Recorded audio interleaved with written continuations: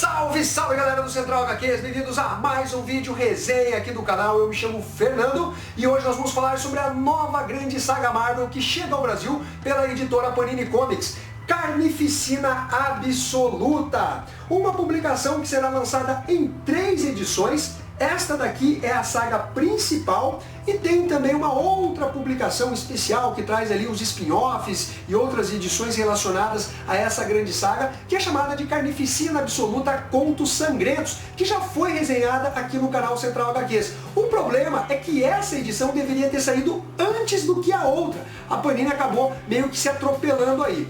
É um material que conta com capa cartonada, papel couché de boa gramatura, 76 páginas coloridas, compilando a primeira edição de Carnificina Absoluta. Tem o preço de R$ 12,90.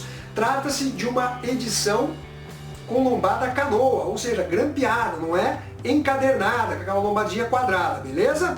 Os roteiros ficam por conta de Donny Cates e a arte de Ryan Stigman, a mesma dupla criativa da série mensal do Venom, que sai aqui no Brasil pela editora Panini Comics. O Donny Cates é o novo queridinho da Marvel, né? Ele realmente tem criado histórias muito interessantes, aquele massa velho bacana, ainda que eu acho que tem um certo exagero em cima do nome desse cara aí. Antes eu vou contextualizar um pouquinho essa publicação, até para vocês não ficarem perdidos. Basicamente, a preparação de terreno para Carnificina Absoluta se inicia quando o Donny Cates assume a mensal do Venom, ou seja, desde lá da primeira edição. Eu resenhei essa publicação, pois eu acabei comprando o primeiro volume encadernado, que é chamado D-Rex, né, que compila acho que as 5 ou 6 primeiras histórias da mensal do Venom, escrita por Donny Cates. Ele faz um retcon explicando que existia um deus chamado Nu, que vivia num universo sombrio, sem luz, estava adormecido. Aí tem uma invasão dos celestiais para a criação do universo, daquele universo no caso, e ele entra em confronto com esses celestiais, e quando ele põe a mão na armadura, assim, ele retira uma gosma, e não fica muito claro o que seria exatamente essa gosma que viria a se tornar um simbionte, né? O que seria? Seria uma armadura de um celestial que ganhou vida? Sabe, faltou uma explicação que, ao meu ver, era necessária, porque trata-se de algo muito importante, que é a origem modificada do Venom, né? E, inclusive, esse primeiro simbionte, ele acabou sendo atrelado à história do Thor, quando ele enfrenta o Carniceiro dos Deuses, que tem uma arma ali, que é exatamente esse simbionte. Então eu gostei dessa relação que foi feita, bem interessante, né? De qualquer forma, esse Deus Nu, ele acabou criando outros simbiontes, uma espécie de exército, um enxame, como é chamado dentro da publicação, que inclusive se comunicam telepaticamente, eles estão unidos de alguma forma. Eles combatem a luz, a iluminação, qualquer coisa que seja boa, o Deus Nu quer dar um fim, ele quer a escuridão total, como foi exatamente antes dele despertar. Aí o que acontece? Esses simbiontes, eles acabaram se rebelando, né, contra o seu grande mestre e aprisionaram ele numa espécie de planeta, mas não é um planeta, são na verdade simbiontes todos agrupados, isolando, né, o Deus Nu, aprisionando ele dentro de uma cela que seria basicamente um planeta. E foi mostrado também lá nas primeiras edições do Venom, quando ele confronta um dragão. Esse dragão é o Grendel. Ele seria uma espécie de discípulo, de apóstolo, né, do Deus Nu, um ser muito poderoso. E aí, conforme a história vai se desenvolvendo, né, o Donny Cates fazendo esses retcons, que são interessantes, mas tem uma falha ou outra, pelo menos na minha opinião, poderia ser melhor explicado, nós chegamos na seita ao Deus Nu. Né? O que seria? Basicamente adoradores desse Deus dos simbiontes. Foi feito também um retcon comentando que o Venom, na verdade, não é o primeiro simbionte a chegar no planeta Terra. O que, ao meu ver, é uma cagada do mundo, né? Até porque fica muito legal você imaginar que o Homem-Aranha foi lá, né, no planeta de Guerras Secretas, criado pelo Beyonder, e trouxe esse simbionte para cá. Né? Inclusive, o Venom, ele tem a aparência um pouco do próprio Homem-Aranha, com aqueles olhões e tal, o tipo de se movimentar, as capacidades de teia, né? de subir em prédios, exatamente por ter acesso ao DNA do Peter Parker. E isso acaba se perdendo. Então por que os os outros simbiontes também carregam essa mesma característica, não tem explicação, fica uma coisa realmente muito forçada. Então tem retcons aí que não funcionaram, feitos pelo Donny Cates. De qualquer forma, o Carnificina, que havia sido morto pelo Sentinela, eu acho que foi na publicação dos Novos Vingadores, do Brian Michael Bendis, que joga ele no sol, através dessa seita, eles ressuscitam o Carnificina, que vem com o objetivo também de tirar, né, o Deus Nu dessa prisão. Ele quer livrá-lo, né, desse local onde existem simbiontes que se rebelaram contra o seu próprio Deus.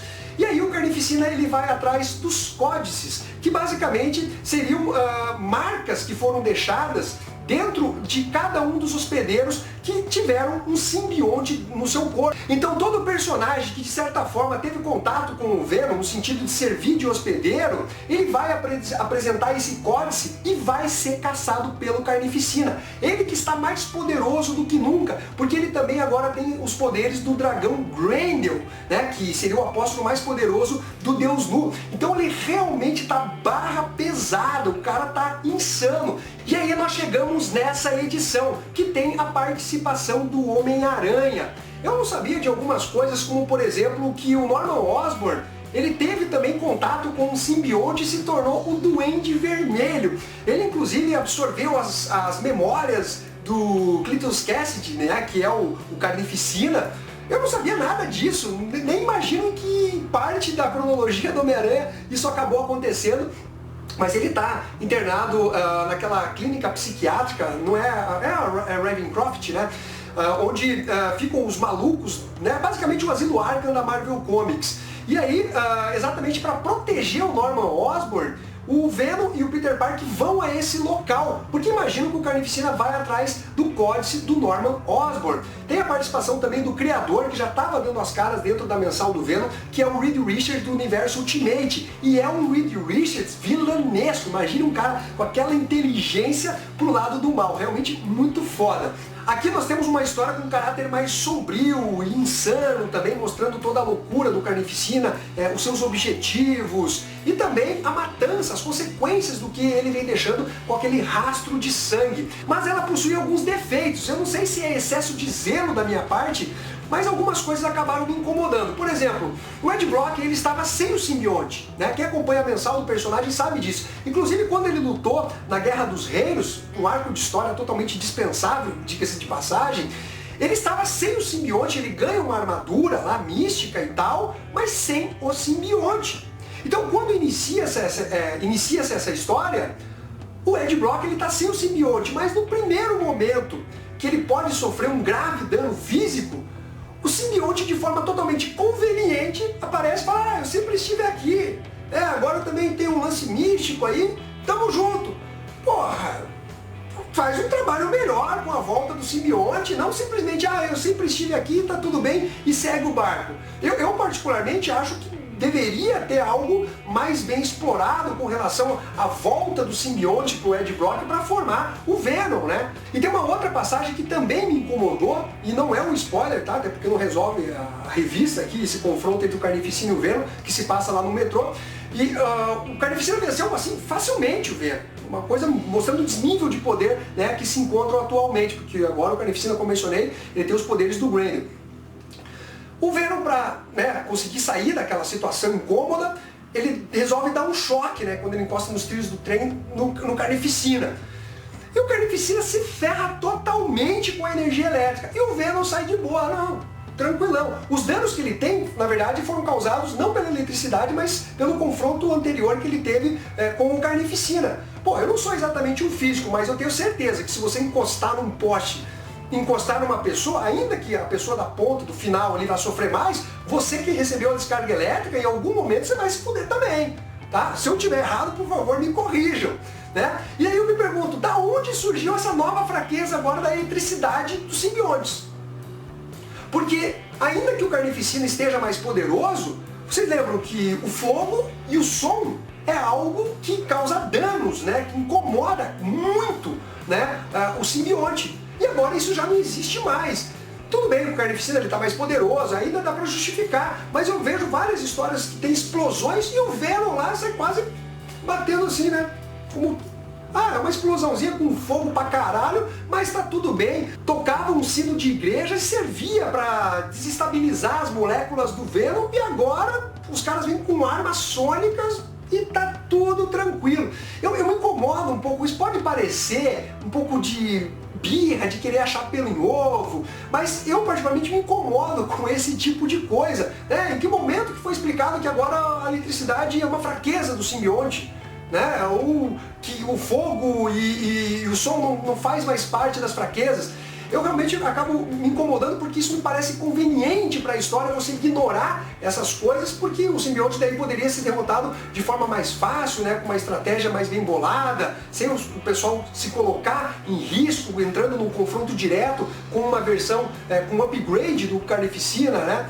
Mas de qualquer forma, tirando esse incômodo mais pessoal, a história até que funciona bem nessa primeira edição, ainda que eu esperasse um pouquinho mais. Ela fica muito resumida, né, ao Homem-Aranha e ao Venom. Eu esperava algo envolvendo até mais outros super-heróis. Não precisava ser aquela coisa épica de grandes confrontos, mas algo mais bem trabalhado, utilizando outros personagens do universo Marvel. Até porque o que o Carnificina está causando é um genocídio, né? E que nota que eu dou para esse início aqui de Carnificina Absoluta? Eu dou uma nota entre 7,5 e nota 8. Material aí ok, não vá com grandes expectativas para essa série, ainda que ela conte com um roteiro até massa velho aí do Donny Cates, com os seus defeitos, pelo menos na minha opinião. A arte do Ryan Stegman é muito boa. Então é isso daí, galera, espero que vocês tenham curtido esse vídeo, não esqueça de dar o seu like, compartilhar e ficamos até a próxima. Fui!